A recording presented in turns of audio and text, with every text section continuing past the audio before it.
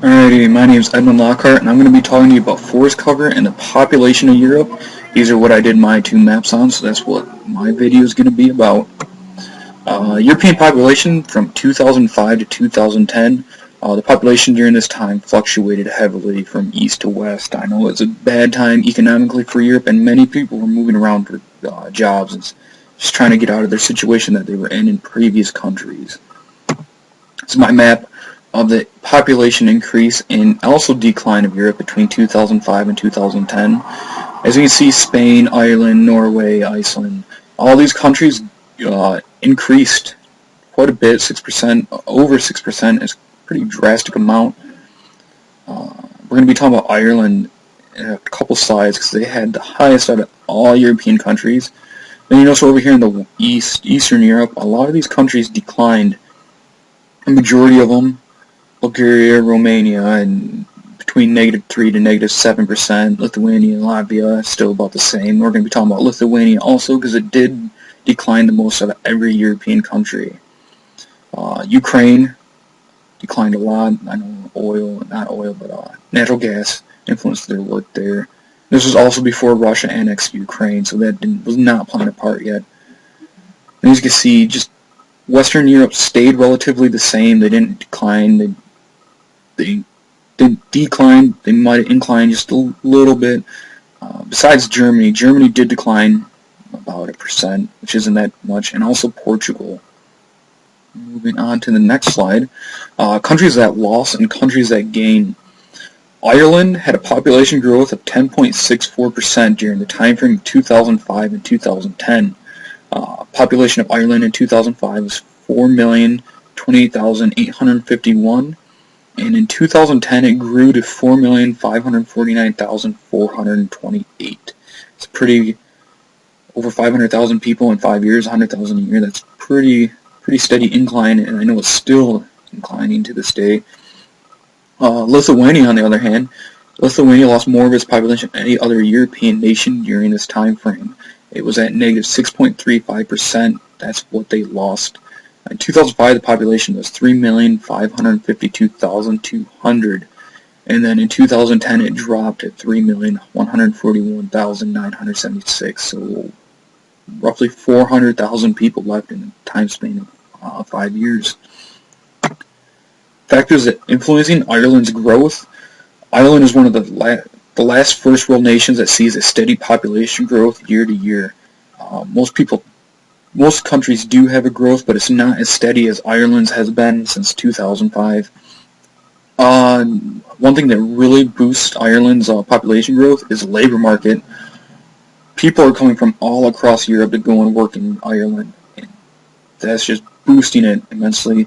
Also, Ireland's population is a younger population. Most of its citizens are 40 years and younger, so there's been a lot of babies being born in Ireland, which is helping to boost it. And also the dependence ratio is lower than most European nations. Factors that influence Lithuania's population decline. The population decline between 2005 and 2010 was the worst ever in the history of the nation. Most younger citizens of Lithuania had left the country, causing a drastic population loss. The lack of the younger population, mostly ages 18 to 22, caused a shortage in workforce and in the universities of the nation. Majority of Lithuania's youth leaves the countries to attend college in other nations. Most notably, they're going to the United Kingdom to learn, and then from there they're moving on, and they're just not coming back. Lithuania has no clue how to stop this. They're not projecting it changing anytime soon. Actually, between 2010 and 2015, it got even worse. It was population decline between 2010 and 2015 was almost 8%. It's insane how much they're losing, and they can't stop it. Their nation is aging, and there's just no young people staying there anymore. Next maps that we're going to talk about are forest growth and forest decline in Europe. Forests across Europe are total at over 155 million hectares. In total, 42% of all land cover in Europe is covered by forests. So you know, 1 hectare is equal to 107,639 square feet. The European Union has tried to introduce sustainable forestry methods in Europe to help preserve forest cover and to help grow it. Most countries in Europe to participate in forestry also replant trees that are cut down to maintain the forest industry and forest area. Most countries around the world actually do that, except in Asia. They're starting to do it in South America. One second. The European Union has also recognized forests as a way to cut down on global warming, since trees naturally filter carbon in the air. I was going to say it's odd that the European Union is focusing on planting trees in Europe when they get palm oil from Asia, and to grow palm oil, they cut down massive amounts of rainforest that releases carbon in the air, and it just seems backwards to me that they're focusing on that. In 2015, the European Union actually passed a resolution calling for sustainable forestry methods on all of its forests, so now it's mandatory across all of Europe, well, members of the EU. So this is total land area of Europe. As you can tell, Russia has the highest, of course, because it's the largest country, split across 2 continents. This is not supposed to be colored in because that's not a part of the map. As you can see, it's just smaller countries are smaller, bigger, bigger. Not going to spend a lot of time on this map. It's pretty self-explanatory. If it's white, they're not listed. I did not do information for those. Then highest and lowest land area. Nation with the highest land area is Russia. Nation with the lowest is the Netherlands, which actually shocks me because I thought Iceland would have had less than the Netherlands. Alright, now we're going to talk about forest area. I'm actually really surprised that Finland has the highest amount of forest coverage out of every other country.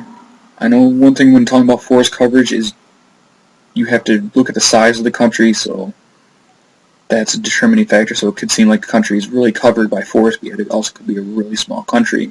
But actually the smaller countries have the least amount of forest coverage, probably cutting it down due to space.